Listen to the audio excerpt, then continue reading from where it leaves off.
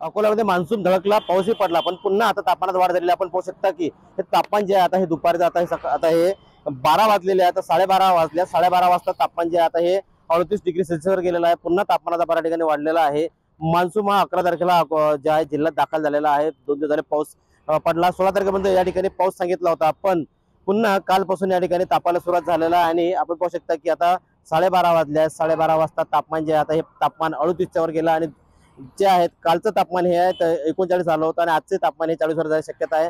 तापमानात पुन्हा वाढ झालेली आहे आणि या पाऊस जो आहे हा पाऊस जो आहे हा पडत असल्यामुळे आता शेतीची काळजी आहे. पेरणी ही आता रखडलेली आहे, पेरणी लांबली या ठिकाणी आहे, कारण पावसाला सांगितलं पण पाऊस लांबलेला या ठिकाणी दिसून येत आहे. पण यामुळे तापमानात कुठेतरी वाढ होताना या ठिकाणी पाहायला मिळत आणि पुन्हा या ठिकाणी जी कूलर बंद झाली ती कूलर आता सुरू झालेली आहेत.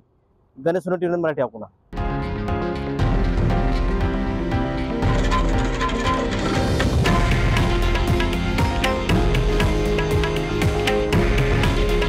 हे आहे देशातील नंबर 1 न्यूज नेटवर्क आणि आपण पाहत आहात TV9 मराठी.